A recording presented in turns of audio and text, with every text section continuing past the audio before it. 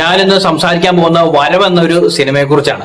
അതായത് ജോജു ജോർജ് നായകനായി ഷാജി കൈലാസ് AK സാജൻ കൂട്ടുകെട്ടിൽ വന്ന ഒരു ചിത്രമാണ് വരവ്. ഷാജി കൈലാസ് എന്ന് പറയുന്ന സംവിധായകനെ കുറിച്ച് പറയുകയാണെങ്കിൽ ഞാൻ അധികം പറയേണ്ട കാര്യമില്ല. ആരാണെന്നും എന്താണെന്നും ഉള്ളത് കാണിച്ചിട്ടുള്ളതാണ്. മലയാളത്തിന്റെ സൂപ്പർ താരങ്ങളായ മമ്മൂട്ടി, മോഹൻലാൽ, സുരേഷ് ഗോപി എന്നിവരെ സ്ക്രീനുകളിൽ അവതരിപ്പിച്ച് അവരുടെ ആ ഒരു ഇൻട്രൊഡക്ഷൻ മുതൽ അവരെ മാസ് ഡയലോഗ്സ് വരെ അടുപ്പിച്ചിട്ട് അവരെ മാസ് സീൻസ് ഏറ്റവും കൂടുതൽ നല്ല രീതിയിൽ കാണിച്ചിട്ടുള്ള ഒരു ഡയറക്ടർ എന്ന് പറയാം. പല ഡയറക്ടേഴ്സ് ചെയ്തിട്ടുണ്ടെങ്കിലും ഷാജി കൈലാസിന്റെ ഫ്രെയിംസിന് ഒരു പ്രത്യേകതയുണ്ട്. എന്തൊക്കെയാണെന്ന് പറഞ്ഞാലും തീ പാറുന്ന ഡയലോഗ്സ്, പിന്നെ ഓരോ ഫ്രെയിമുകൾ, അത് വെക്കുന്ന രീതി, നമുക്ക് കുറച്ച് ഇൻട്രസ്റ്റിംഗ് ആയിട്ടുള്ള കുറച്ച് സംഭവങ്ങളൊക്കെ കൊണ്ടുവരുന്ന ഒരാളാണ്. ആ ഷാജി കൈലാസിന്റെ പുതിയ സിനിമ ജോജു ജോർജിന്റെ പടം. അതായത് ജോജു ജോർജ് എന്ന് പറയുമ്പോൾ നമുക്ക് മനസ്സിലേക്ക് വരുന്ന ഒരു മുണ്ടും ഒരു ഷർട്ടും ഇട്ട് വന്നിട്ട്, ഒരു വെള്ളമുണ്ടും ഒരു ഷർട്ടും ഇട്ട് നെഞ്ചും വിരിച്ച് ഷർട്ടിന്റെ ഒരു ബട്ടണും അഴിച്ചിട്ടിട്ട് കയ്യും പുറകോട്ട് കെട്ടി നിന്നിട്ട് ആ ഒരു നോട്ടത്തിലും ആ ഒരു തീവ്രതയൊക്കെ നമുക്ക് അറിയാൻ പറ്റുന്ന ഒരു ആക്ടറാണ് ജോജു ജോർജ് എന്ന് പറയുന്ന നടൻ. എങ്ങനെ കയറി വന്നു എന്നുള്ള കാര്യം വരെ നമുക്കറിയാം.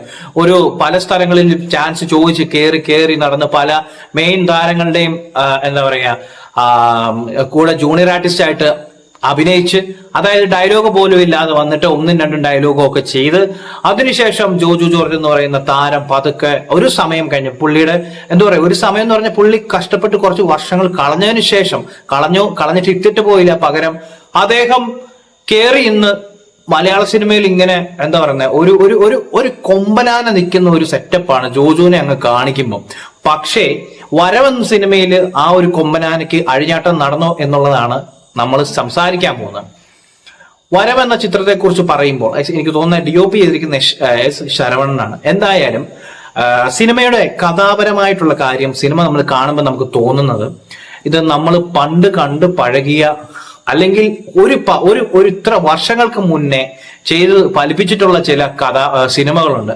ആ ഒരു സിനിമകളുടെ ഒരു പാറ്റേൺ പോലെ എനിക്ക് ഫീൽ ചെയ്തത്. അതായത് പഴയ വീഞ്ഞ് പുതിയ കുപ്പിയിലിട്ട് ചെയ്യുന്ന ആ ഒരു രീതിയാണ് എനിക്ക് ഫീൽ ചെയ്തത്. കാരണം നമ്മൾ തിയേറ്ററിൽ ഇരുന്ന് കാണുമ്പോൾ നമുക്ക് പലപ്പോഴും പല സീനുകളും ക്ലീശ ആയിട്ട് തോന്നും. ക്ലീശ എന്നുള്ള വാക്കൊക്കെ ഞാൻ ഉപയോഗിക്കാനായിട്ട് അത്ര വലിയ പ്രാപ്തനാണോ എന്ന് ചോദിച്ചാൽ എനിക്ക് അറിയില്ല. പക്ഷെ എല്ലാവരും ഉപയോഗിച്ച് അതിന്റെ അർത്ഥവും മനസ്സിലാക്കിയത് കൊണ്ടാണ്. അതായത് നമ്മൾ പണ്ട് കണ്ട് പഴകിയ കാര്യങ്ങൾ അതുപോലെ തന്നെ സ്ക്രീനിൽ എടുത്ത് വെച്ച് കഴിഞ്ഞാൽ, കാരണം ഇത് പറയാനുള്ള കാരണം നമ്മൾ പഴയ സിനിമ, മാസ് സിനിമകൾ ഇപ്പോഴും നമ്മൾ ഒരു യൂട്യൂബിലോ അല്ലെങ്കിൽ ഒരു ക്ലിപ്പ് കണ്ടാലും നമ്മൾ കോരിത്തിരിക്കുക. അങ്ങനെ ഇരിക്കുന്ന സാഹചര്യത്തിൽ അതേ മോഡൽ ഒരു പടമാണ് വന്നിരിക്കുന്നത്. അങ്ങനെ കണ്ട പോലെ എനിക്ക് തോന്നി. അപ്പം തുടക്കം മുതൽ നമ്മൾ പറയുകയാണ്, ഈ പോൾസൺ എന്ന് പറയുന്ന ഒരു ക്യാരക്ടറിനെ, അതായത് ജോജു ജോർജിന്റെ ക്യാരക്ടർ പേര് പോൾസൺ എന്നാണ്. അദ്ദേഹത്തിന്റെ ഒരു ജയിലിലായിരുന്നു, പരോളിൽ ഇറങ്ങി വന്നതിന് ശേഷം അദ്ദേഹത്തിന്റെ ഫാമിലിയിൽ ഉണ്ടായ കുറച്ച് പ്രശ്നങ്ങളും അതിനുശേഷം നടത്തുന്ന ഒരു റിവെഞ്ചുമാണ്. സിനിമയുടെ തുടക്കത്തിൽ തന്നെ ഒരു ഫൈറ്റും കാര്യമൊക്കെ ഉണ്ട്. പക്ഷെ എന്തിനാണ് ആ ഫൈറ്റ് വെച്ചതെന്ന് ചോദിച്ചു കഴിഞ്ഞാൽ, ഒരു ഫൈറ്റ് വേണമല്ലോ, അപ്പൊ അതുകൊണ്ട് ചെയ്തതാണ്. പക്ഷെ എന്നാലും നമ്മൾ അവിടെ ക്വസ്റ്റ്യൻ മാർക്ക് ഇടും. ആ ഫൈറ്റിന്റെ ആവശ്യം ഉണ്ടായിരുന്നു എന്റെ തോന്നല കേട്ടോ. എല്ലാവർക്കും അത് തോന്നണം എന്നെനിക്കില്ല. കാരണം ഓരോരുത്തർക്കും ഓരോ രീതിയാണ്. ഞാൻ സിനിമ കണ്ട രീതി വെച്ച് നോക്കുമ്പോൾ എനിക്ക് അങ്ങനെ പല കാര്യങ്ങളും തോന്നി. പിന്നെ ഷാജി കൈലാസ് സിനിമകളിൽ കുറേ ഗിമ്മിക്സും കാര്യങ്ങളൊക്കെ നമ്മൾ നേരത്തെ കണ്ടിട്ടുള്ളതാണ്. പക്ഷെ അദ്ദേഹത്തിന്റെ ഞാൻ ഒരു പടം ഒരു ഉദാഹരണം പറയാം. കടുവ എന്ന് പറയുന്ന സിനിമ ഇറങ്ങിയപ്പോൾ നമുക്ക് ആ സിനിമയിൽ പൃഥ്വിരാജിന്റെ ഇൻട്രോ തൊട്ട് നമ്മൾ കണ്ടിരുന്ന ഒരു കാര്യമാണ്, അദ്ദേഹത്തിന്റെ ഒരു സൈഡിൽ നിന്ന് ഒരു ഗ്ലെയർ അടിക്കുന്നത്, അതായത് ഒരു വെട്ടം അടിക്കുന്ന പോലെ ഒരു സാധനം. അത് എനിക്കൊരു കണ്ടപ്പോൾ അതെന്താണ് അങ്ങനെ വന്നതെന്നുള്ളൊരു തോന്നൽ എനിക്ക് തോന്നിയായിരുന്നു. അതുപോലെ തന്നെ ഇവിടെ കുറച്ച് കളറിങ്ങിലും കാര്യങ്ങളൊക്കെ, അതായത് ഒരു മഞ്ഞ എന്തോ ഒരു കളറിങ്ങിൽ ഒരു മഞ്ഞപ്പിന്റെ ഒരു ഭാഗം കയറി വന്ന പോലെ തോന്നി. എന്റെ തോന്നലാകാം ചിലപ്പോൾ. നമ്മളിങ്ങനെ ഒരു വലിയ സ്ക്രീനിൽ നിറഞ്ഞ് ആടുന്ന ഒരു സിനിമ കാണുമ്പോൾ നമുക്ക് നമ്മളിപ്പം എന്നാ പറയുന്ന സിനിമകൾ കാണാൻ നമുക്ക് തോന്നുന്ന സംശയം. എന്താണെങ്കിലും സിനിമയെ കുറിച്ച് പറയാനാണെങ്കിൽ സിനിമയിലെ കഥാപാത്രങ്ങളെ കുറിച്ച് ഞാൻ ഒന്നുകൂടെ സംസാരിക്കാം. ജോജു ജോർജിന്റെ ഇടി എന്ന് പറയുമ്പോൾ കിൻഡൽ ഇടിയാണ്. അദ്ദേഹത്തിന്റെ ഇടി, അതായത് അദ്ദേഹം ഇടിക്കുമ്പോൾ അതായത് ഇടിക്കുമ്പോണ്ട് നമുക്ക് ആ ഒരു ഇമ്പാക്ട് ഫീൽ ചെയ്യും. അതായത് ആ ഒരു അതായത് ഘനഗംഭീരമായ അല്ലെങ്കിൽ ഒരു ഗജാഗടിയനായിട്ടുള്ള ഒരു മനുഷ്യനാണ് ജോജുവിനെ സ്ക്രീനിൽ പ്രസന്റ് ചെയ്യുമ്പോൾ കാണുന്നത്. അതിനുള്ള ഒരു സംഭവം ഉണ്ട്. ഒരു ആന ഒന്ന് നിൽക്കുന്ന ഒരു സെറ്റപ്പ് പുള്ളിക്ക് അങ്ങനെ ഒരു പ്രസൻസ് ഉണ്ട്. നല്ല കാര്യമാണ്. അദ്ദേഹത്തിന്റെ ഈ സിനിമയിലെ ഇടി, അതായത് ഫൈറ്റ് സീക്വൻസ് ഒക്കെ അടിപൊളിയാണ്. പക്ഷെ ആദ്യത്തെ ഫൈറ്റിനെ കുറിച്ച് അത് എന്തിനായിരുന്നു എന്നുള്ള തോന്നൽ, നമുക്ക് ഓരോ തോന്നലുകൾ തോന്നുന്നേ. അപ്പൊ എന്തായാലും ബാക്കി കഥാപരമായിട്ടൊക്കെ നോക്കുമ്പോഴത്തേക്കും ഈ ഞാൻ പറഞ്ഞ പോലെ തന്നെ പഴയ പടം കാണുമ്പോൾ തോന്നിയിരുന്ന ആ ഒരു ഫീലിങ്സ് ഒക്കെയാണ്. അതായത് അന്നത്തെ കാലത്ത് അദ്ദേഹം AK സാജൻ, ഷാജി കൈലാസ് കെട്ടുകൾ ചെയ്തിരുന്ന ആ സിനിമകളുടെ ഒരു പാറ്റേൺ പോലെ തന്നെ ഫീൽ ചെയ്തു. പിന്നെ ഒരു കാര്യം എന്താണെന്ന് വെച്ചാൽ AK സാജൻ സിനിമകളിൽ ബൈബിൾ വചനങ്ങളും കാര്യങ്ങളും ഒക്കെ ഉണ്ട്. അത് ഒരു മാസ് സീൻസോ അല്ലെങ്കിൽ ചില കാര്യങ്ങൾ പറയുവാനൊക്കെ ആയിട്ട് രേഖപ്പെടുത്തുന്നതാണ്. അത് ഇതിലും ഉള്ളത്. അപ്പൊ എന്തായാലും ബാക്കി ക്യാരക്ടേഴ്സിനെ കുറിച്ച് പറയുകയാണെങ്കിൽ ബാബുരാജ് ഉണ്ട്, വാണി വിശ്വനാഥ് ഉണ്ട്, ദീപക് പറമ്പോൽ ഉണ്ട്. ദീപക് പറമ്പോൽ ഇതിലൊരു കേന്ദ്ര കഥാപാത്രത്തെ അവതരിപ്പിച്ചിട്ടുണ്ട്. ഒരു നല്ല ക്യാരക്ടറാണ്. പക്ഷെ അവിടെയും കുറച്ച് കൺഫ്യൂഷൻസ് ഉണ്ട്. പോട്ടെ, ഇതിൽ എനിക്ക് പിന്നെയുള്ള മറ്റ് ക്യാരക്ടേഴ്സ് നമ്മുടെ അർജുൻ അശോകനുണ്ട്, സാനിയ അയ്യപ്പനുണ്ട്, സുകന്യയുണ്ട്, ജോജുവിന്റെ സഹോദരിയായിട്ടാണ് വന്നിരിക്കുന്നത്. അപ്പം എന്തായാലും അവരുടെയൊക്കെ ക്യാരക്ടേഴ്സ് എങ്ങനെ വന്ന് പോകുന്നുണ്ട്, കാര്യങ്ങൾ കുഴപ്പമില്ല. പക്ഷെ എനിക്ക് കുറച്ചുകൂടെ വളരെ ഇൻട്രസ്റ്റിംഗ് ആയിട്ട് തോന്നിയ ഒരു ക്യാരക്ടർ ഏതാണെന്ന് ചോദിച്ചാൽ ജോജു എന്ന് പറയുന്ന ക്യാരക്ടർ അവിടെ ഉണ്ടെങ്കിലും പിന്നീട് നമുക്കൊരു ഇൻട്രസ്റ്റിംഗ് ആയിട്ട് തോന്നിയ ക്യാരക്ടർ ബാബുരാജന്റെയാണ്. ബാബുരാജന്റെ ക്യാരക്ടർ നമുക്ക് സിനിമ കണ്ട് ഇറങ്ങി വരുമ്പോഴും കൊള്ളാം, നന്നായിരുന്നു എന്ന് തോന്നുന്ന ഒരു രീതിയാണ്. അപ്പൊ അങ്ങനെ ബാബുരാജിന്റെ ആ ഒരു ക്യാരക്ടർ ഉണ്ട്. അപ്പൊ എന്തായാലും ബാക്കി കഥാപരമായിട്ട് നോക്കുമ്പോൾ അതായത് ഒരു റിവെഞ്ച് സ്റ്റോറിയാണ്, മനസ്സിലായോ? അതായത് എല്ലാവർക്കും തന്നെ ട്രെയിലറിൽ നിന്നും മനസ്സിലായിട്ടുണ്ട് ഒരു ഫാമിലിയിൽ ഉണ്ടാകുന്ന ഒരു ട്രോമ, അതിനുശേഷം ഉണ്ടാകുന്ന ഒരു റിവെഞ്ച്, അതാണ് സംഭവിക്കുന്നത്. എന്താണെങ്കിലും ഒറ്റയാനായിട്ട് തകർക്കുകയാണ് ജോജുവിന്റെ ഫൈറ്റ്, ജോജുവിന്റെ ആ സ്ക്രീൻ കാണിക്കുമ്പോൾ ആ ഒരു സ്ക്രീൻ പ്രസൻസ് കാര്യങ്ങളെല്ലാം എനിക്ക് നന്നായിട്ട് തോന്നി. ഒരു മാസ് സിനിമ കാണാനായിട്ട് ആഗ്രഹിച്ചു പോകുന്ന ആളുകൾക്ക് ധൈര്യമായിട്ട് തിയേറ്ററിൽ പോയി കാണാം. പിന്നെ നമ്മൾ സിനിമയെക്കുറിച്ച് പറയുമ്പോൾ കുറച്ച് ആഴത്തിൽ ഇറങ്ങി നമ്മൾ അതിനെക്കുറിച്ച് പറയും. നമ്മൾ സിനിമ ഇങ്ങനെയൊക്കെ ചെയ്യുന്നതുകൊണ്ട് നമുക്ക് പറയാതിരിക്കാൻ പറ്റില്ല. ആ സിനിമ ഒരു ഇടിപ്പടം, ഒരു മാസ് സിനിമ കാണണം എന്നുണ്ടെങ്കിൽ, അതായത് ഷാജി കൈലാസ് ഇന്റർവ്യൂവിലാണെങ്കിലും പറഞ്ഞായിരുന്നു ഇതിലൊരു ട്വിസ്റ്റോ കാര്യങ്ങളോ ഒന്നും ഇല്ല, നമ്മൾ ഡയറക്റ്റ് പോകുന്ന ഒരു ഇതാണെന്നൊക്കെ രീതി പുള്ളിയുടേതായ കാര്യങ്ങളൊക്കെ തന്നിട്ടുണ്ടായിരുന്നു. പോൾസൺ എന്ന് പറയുന്ന കേന്ദ്ര കഥാപാത്രത്തിൽ കൂടെയാണ് ഈ പടം, ഞാൻ ആദ്യം തന്നെ പറഞ്ഞിട്ടുണ്ട്. അപ്പം എന്താണെങ്കിലും പിന്നെ ഉള്ള പ്രശ്നം എന്താണെന്ന് വെച്ച് കഴിഞ്ഞാൽ ഞാൻ ആദ്യം മുതൽ പറയുന്നൊരു കാര്യമാണ്, ഒത്തിരി സിനിമകൾ കണ്ട് നമ്മളിങ്ങനെ വരുമ്പോൾ കാലത്തിനനുസരിച്ച് കോലം മാറുക എന്ന് പറയുന്ന ഒരു കാര്യമുണ്ടല്ലോ. ആ ഒരു കാര്യത്തിൽ നമ്മൾ മാറാതിരുന്നു കഴിഞ്ഞാൽ നമ്മൾ ചിലപ്പം കാണുന്ന പ്രേക്ഷകനാണെങ്കിലും തോന്നും ഇതെന്താ ഇതിങ്ങനെ കുറച്ചുകൂടെ നന്നാക്കാമായിരുന്നില്ലേ, അല്ലെങ്കിൽ ഇത് നമുക്ക് വേണമെങ്കിൽ ഇങ്ങനെ ചെയ്യാമായിരുന്നല്ലോ എന്ന് പ്രേക്ഷകനെ കൊണ്ട് ചിന്തിപ്പിക്കുന്ന ഒരു രീതി. നമുക്ക് ഒരിക്കലും ഒരു അഭിപ്രായം പറയാൻ പറ്റത്തില്ല.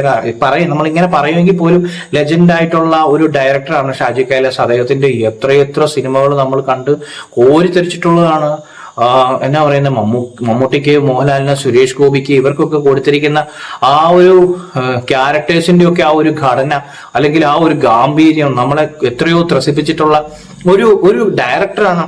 AK സാജൻ എന്ന് പറയുന്ന എഴുത്തുകാരന്റെ എത്രയെത്ര സിനിമകൾ നമ്മൾ കണ്ടിരിക്കുന്നു. അപ്പം പൃഥ്വിരാജിനെ കൊണ്ടൊക്കെ ആ ഒരു കാലഘട്ടത്തിൽ ബ്ലേഡ് ചവച്ച് തൂപ്പിച്ചിട്ട് അന്നത്തെ മാസ് സംഭവങ്ങളൊക്കെ കാണിച്ചിട്ടുള്ള സ്റ്റോപ്പ് വയലൻസ് പോലുള്ള സിനിമകളൊക്കെ ചെയ്തിട്ടുള്ള, അല്ലെങ്കിൽ LK അതായത് ചിന്താമണി കൊലക്കേസ് പോലുള്ള സിനിമകളൊക്കെ ചെയ്തിട്ടുള്ള AK സാജൻ, അദ്ദേഹമൊക്കെ ആണെങ്കിൽ പോലും എഴുത്തിൽ നമ്മൾ അപ്ഡേറ്റ് ആകണം എന്ന് പറയാനായിട്ട് അദ്ദേഹത്തിന്റെ എക്സ്പീരിയൻസ് വെച്ചിട്ട് പറയാനായിട്ട് നമ്മൾ ആരുമല്ല. പക്ഷെ നമ്മളൊരു സാധനം കാണുമ്പോൾ അല്ലെങ്കിൽ സിനിമ എന്ന് പറയുന്ന ഒരു പടം കാണുമ്പോൾ ഒരു ഫോട്ടോ കാണുമ്പോൾ തന്നെ നമ്മളിങ്ങനെ അല്ലെങ്കിൽ ഒരാളെടുത്ത ഫോട്ടോ കാണുമ്പോൾ അന്ന് പഴയ കാലഘട്ടം മുതൽ ഇപ്പം വരെയുള്ള ഫോട്ടോകൾ എടുത്തു വെച്ചേക്കുന്ന ഒരു സാഹചര്യം ആലോചിച്ച് നോക്കി. ഏതൊക്കെ രീതിയിൽ അപ്ഡേറ്റ് ആയിട്ടുണ്ട് ഫോട്ടോ? അന്ന് നമ്മൾ എടുത്തിരുന്ന രീതിയിലാണോ ഫോട്ടോ എടുത്തിരിക്കുന്നത്, അല്ലെങ്കിൽ ഇപ്പോഴത്തെ പുതിയ രീതിയിലാണ്? അപ്പൊ അതനുസരിച്ച് ഞാനൊരു ഉദാഹരണം പറഞ്ഞു. അതുപോലെ എഴുത്തിലും അല്ലെങ്കിൽ ഈ പറയുന്ന ക്യാരക്ടേഴ്സിനെ അല്ലെങ്കിൽ ഒരു സിനിമ ചെയ്യുമ്പോൾ അതിന്റെ കഥ പറയുന്ന രീതിയിലൊക്കെ കുറച്ച് പുതുമകളൊക്കെ കൊണ്ടുവന്നാൽ, ഈ സിനിമയിലും അങ്ങനെ കുറച്ച് കാര്യങ്ങളൊക്കെ ഒന്ന് കൊണ്ടുവന്നിരുന്നെങ്കിൽ കുറേയും കൂടെ നന്നായേനെ. പക്ഷെ എന്താ പറയാ, വലിച്ചു കയറി ഒട്ടിക്കാനായിട്ട് പറ്റുന്ന അത്രയും വലിച്ചു കയറി ഞാൻ ഒട്ടിക്കാൻ ആളല്ല. പക്ഷെ എന്നിരുന്നാലും കുറച്ചു നന്നാക്കാമായിരുന്നു എന്ന് തോന്നിയ ഒരു സിനിമയാണ് വരവ്. അപ്പം എന്തായാലും ഇതിലെ കുറെ കാര്യങ്ങൾ എനിക്ക് സാം CS-ന്റെ മ്യൂസിക്, എനിക്ക് അദ്ദേഹത്തിന്റെ ആ ഒരു മ്യൂസിക് ഒക്കെ നന്നായിട്ടാണ് സാധാരണഗതി ചെയ്യുന്ന ആ ഒരു രീതിയിൽ തന്നെ എനിക്ക് ആ ഒരു ലെവൽ എന്നെ തൃപ്തിപ്പെടുത്തിയിട്ടുണ്ട്.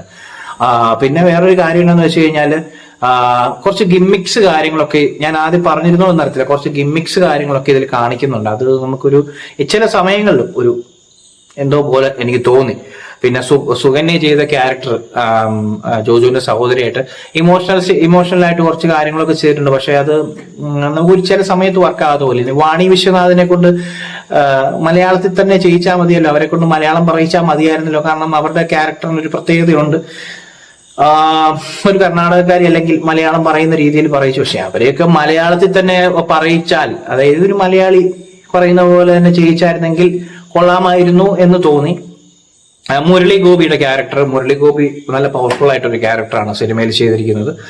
അപ്പം ഓരോന്നോരോന്ന് ഓർത്തെടുത്ത് പറയുകയാണ്. നമുക്ക് എന്താ പറയാ, സിനിമ കാണുമ്പോൾ നമുക്ക് തോന്നിയിട്ടുള്ള കാര്യങ്ങളൊക്കെ നമ്മൾ പറയുകയാണ്.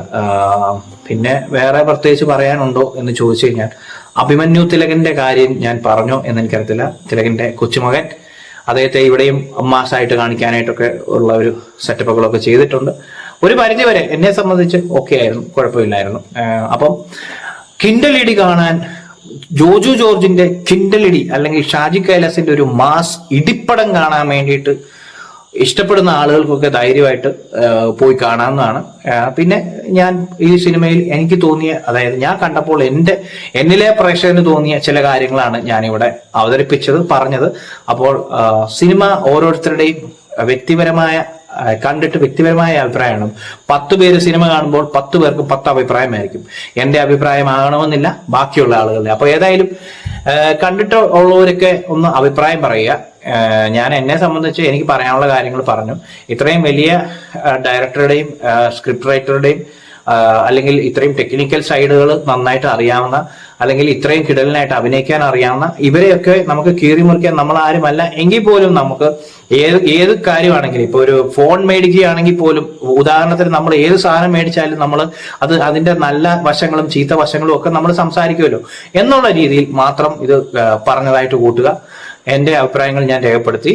പിന്നെ മാത്രമല്ല, സിനിമ കാണാനുള്ളവർ എല്ലാവരും തിയേറ്ററിൽ തന്നെ പോയി കാണുക, അവരവരുടെ അഭിപ്രായങ്ങൾ രേഖപ്പെടുത്തുക.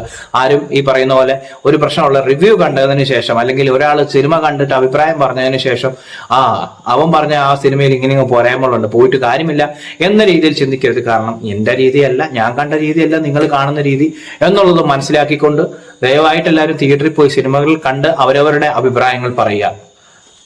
ബൈ.